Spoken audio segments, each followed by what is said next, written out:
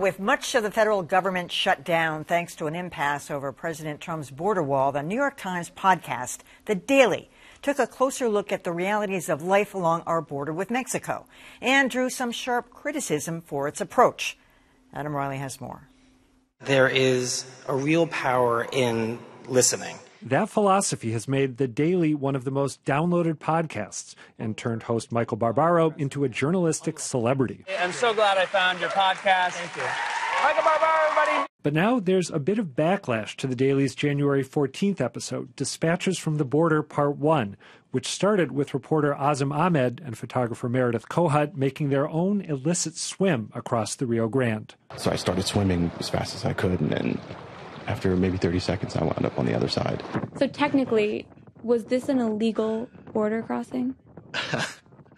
Yeah, I think so. The website Latino Rebels said that made crossing the border seem too easy, minimizing actual people on an arduous journey fleeing violence and poverty.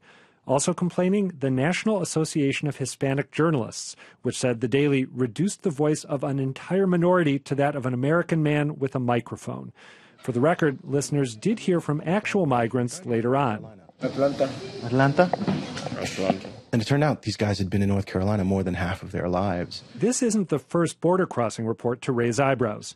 Back in 2014, Latino Rebels had similar complaints about Jorge Ramos's Rio Grande swim. We swam all the way to the Mexican side and back. But Ramos added a major caveat. For those who make it to the other side, this is just the beginning of a very difficult journey. Something The Daily didn't mention. Well, I have to admit I was kind of tainted because I heard the criticism before I listened to the podcast. I listened to the podcast to all 25 minutes and the other part, too. It was excellent. I mean, the reporting in there was absolutely excellent.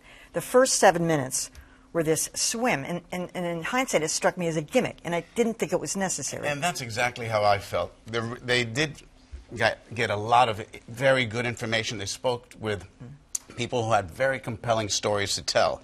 And you learned a lot about the folks who are trying to get to the United States and why.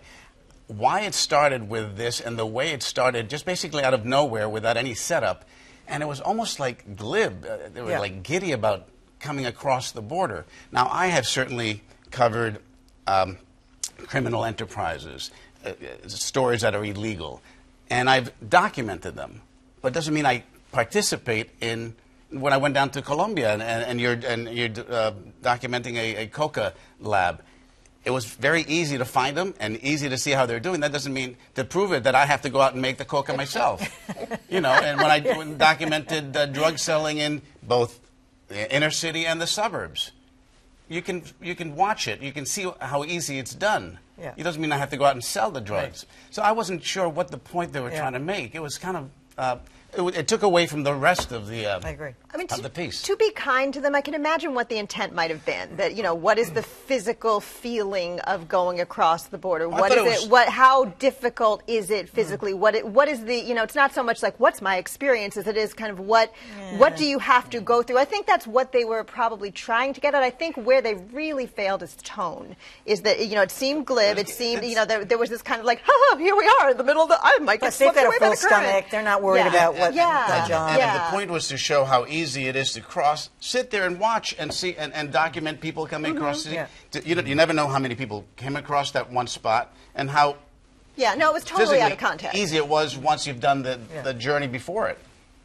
You know, I agree with what Jorge and Joanna said, so I won't really add to that. One thing where I do want to defend The Daily is Latino Rebels said, well, everybody knows that journalists shouldn't be making themselves the story. And I just want to say, we are so far beyond that argument that isn't, I don't see any validity to that at all. That's how you drag people in. On the other hand, the glibness, the tone, I agree with what you're saying. It was off. Joanna, you're so kind. I don't know what the hell this was. Come on. If you were going to do it, the way to do it is to actually go along with somebody crossing. Yes. Now you can say, wow, this, you know, here are these people, they're under this pressure, and this is hard. And it's their story. And it's their story. You're accompanying them as they go. How dare you cross and tell me, oh, yeah, do you think it's illegal? Oh, I think it is. Really? No. You know, I just don't even want to hear. Easy for and somebody. all that whispering, I'm sick of that too. And all that whispering, and so now we've crossed. It was very NPR.